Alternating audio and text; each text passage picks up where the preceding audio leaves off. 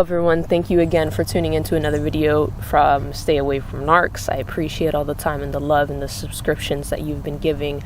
I hope you guys are healing or in your healing process and learning about these topics, and I hope you find this channel as a place of learning and a place of sanctuary. And I hope you guys are being mindful and compassionate to yourselves as much as possible throughout this time. If you are not already healed or you're trying to go no contact, I hope you are trying to, hold that as much as possible. Narcissists want to destroy our well-being and they want to destroy our spirit. And I want each and every one of you guys to know that there are people out here, there is support, there is love, and love always prevails, truth always prevails. So it doesn't matter what the narcissist says and smears about you and does to you. Truth and love for yourself and for others will always prevail. So with that being said, I hope you enjoy this video. I hope you subscribe, hit that notification bell for new videos. I appreciate the time and the love. So okay, for today's video, for this video specifically, I'm just going to give a quick rundown. I might have explained this a little bit in my other videos, but in regards to specific details, I want to go into this a little bit. How a narcissistic mother-in-law, how a narcissistic mother specifically, especially if she's highly toxic on the malignant end, if she's sociopathic, she has that predator-like mentality of finding somebody for her son specifically, or it could be her daughter, but I'll talk it into regards in my background. I had a severely narcissistic malignant mother-in-law. She will try to find a spouse for her son, for him to use and abuse, and for him to fall in love with. Specifically, if it's the scapegoat son, okay? And I want you, females, males, whoever it is, if you are going to fall in love with the scapegoat child of a narcissist and you don't really already know it, I want to give you the signs of that, because it is extremely painful when we find out that we fell in love, or we fell hard for the scapegoat child of a narcissistic parent. Because the life of that scapegoat child for that narcissistic parent, they want to make that scapegoat's life as miserable as hell.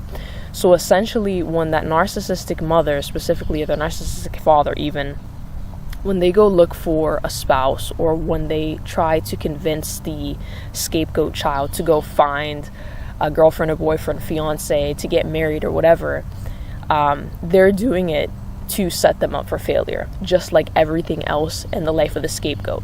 If that is the scapegoat child, usually if it's a severely narcissistic parent, the narcissistic parent wants to set that scapegoat up for failure, and especially in a thing like marriage, because that's what narcissists do, especially narcissistic mothers. They have the mentality and they have the sickness that they want to rip apart, especially their scapegoat child's marriage. And I'm going to dive into this a little bit more within regards to my story and with regards to others. So let's get right into it. Okay, specifically for the narcissistic ex-mother-in-law that I had, her being the mother of the scapegoat child that she tried to convince, and this is going to be different in everybody's situation. I think if you were the scapegoat child of a narcissistic mother, and you were a male, you could have found somebody that was interested in you, you could have fallen in love. But for this one, for my specific ex-mother-in-law, she wanted her son, she thought it was about time for her son to get married.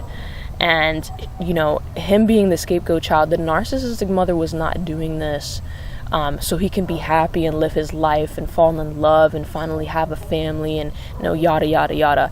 She was not doing it.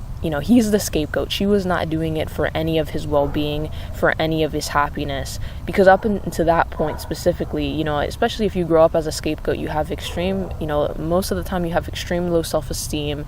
You're not good socially.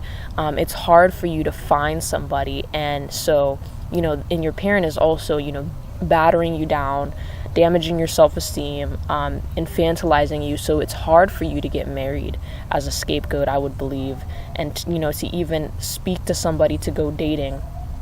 So this specific scapegoat, he definitely needed the help of his mother, his narcissistic mother. And that's really what, if you watch my infantilization video, that's what they really set you up to do, is to be a failure. So you always have to be controlled by that narcissistic mother, and you always have to go back to that narcissistic mother. And that's why, the scapegoat, it's a huge reason the scapegoat is so battered down, is because, the scapegoat wants to speak the truth in life, and they want to you see the best in others and actually break the cycle of the dysfunction in a narcissistic family. But the narcissistic mother specifically, she'll batter the self-esteem of that child so bad. So in his case, he needed the help of his mother. So he went to her, and she's like, oh, I think it's time for you to get married. And again, she wasn't saying this for his well-being. She was saying this because I believe in this specific case of this narcissistic mother, she wanted him to have something to show off. With narcissists, again, it's always something to show off. It's something to, for image. It's something for people to feel like, oh, you're a big, happy, beautiful family. That was the number one reason, I think. And then other than that, she wanted him to find somebody that she could financially abuse and that he can abuse as well. Because especially if she's sociopathic, especially if she's malignant, predator mentality, she's going to, want to come after somebody's financials, So if it's a girl that has a degree, if it's a girl that has, her stuff together, she's getting paid good money, she has a good reputation, she wants to use and abuse that female that he brings in, for all of that. It's all for use and abuse. It has nothing to do with the scapegoat, and it has nothing to do with the girl. It's all for the narcissist. The narcissist wants everything to do with that. And if she can't control, and if she can't use and abuse that, she's going to separate the marriage.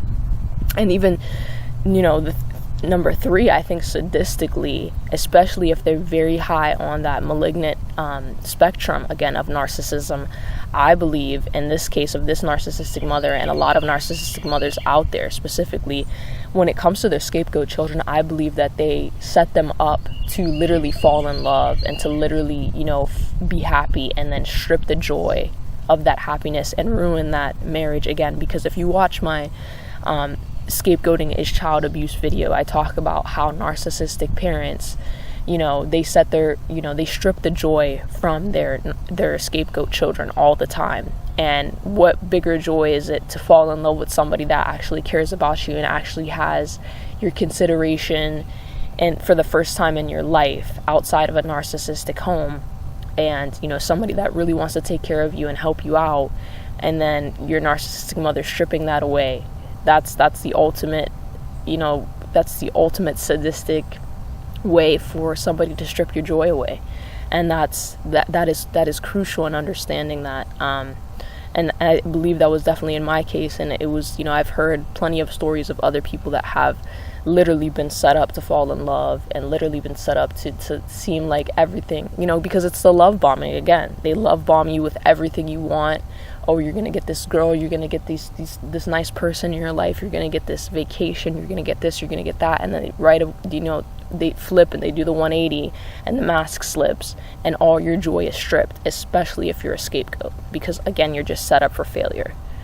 So if you're somebody on the outside coming into this relationship, and you have no idea that this is a narcissistic family, you have no idea that there's a narcissistic mother involved, you have no idea that the person you are dating is a scapegoat, some of the signs that you might be able to see is that this person, disclaimer out there, this is not going to always be the case, this person is severely controlled by that narcissistic parent. And what I mean by controlled is that some of the signs that my ex showed was that he was extremely passive when it came to his narcissistic mother. He didn't open his mouth to her. He didn't stand up for himself. He had extreme low self-esteem. He always doubted himself from the constant gaslighting. If it's somebody that seems severely battered down by that parent and severely controlled by that parent, you're gonna want to be on your tippy toes, because you do not want somebody that is severely controlled by their parent, especially when it is a male, because if a male is being dominated by his mother, that always leads to no good.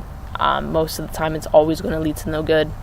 because that male is going to grow up resenting his mom, and in turn he's usually going to resent other women. So the woman that he decides to be with, he's going to be triggered by certain things that you as a female do when you guys are together, and that can lead to misogynistic thinking, that can lead to toxic masculinity, that can lead to him abusing you and him being resentful towards you and passive aggressive towards you because you as a female remind him of his mother. And it can be vice versa. It could be if is a female growing up with a narcissistic father, and she comes and she has a guy in her life, and she could resent him, because the parents that we have in our lives really make the biggest impact in our relationships growing up.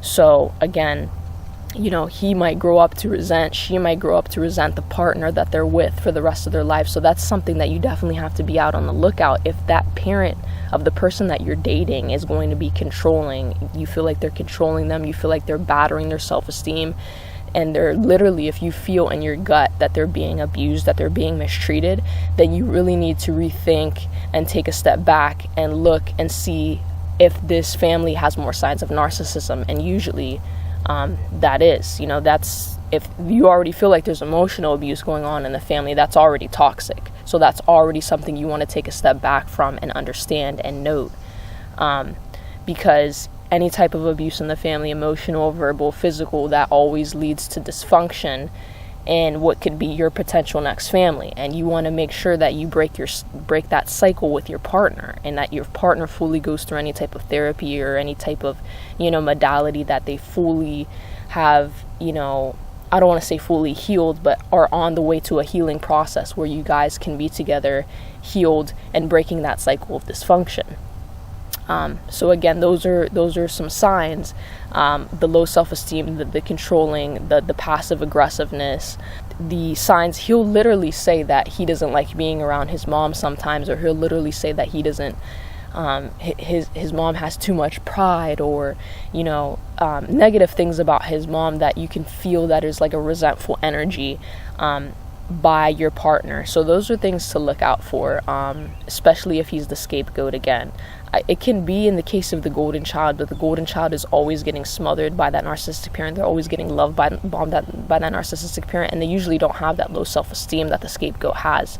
So really, those are the signs. And again, if you feel like you are with somebody that is a scapegoat, or have been with somebody that is a scapegoat, go ahead and drop your stories in the comments below. I know specifically for me, she felt like when she couldn't control us, specifically when I started to wake him up, and when I started to give him love, when I started to take care of him, because there were so many things that I saw that he was being controlled and abused with. And even when he was sick, she would literally just get mad at me for taking care of him because she couldn't control again. And I'm going to do another video on how narcissistic parents want to control their children by keeping them sick. Literally, when I would try to take care of my partner, that's when she went on her campaign to discard and to smear me and to triangulate us and to do everything she could in her power to rip us apart. And that's what it is.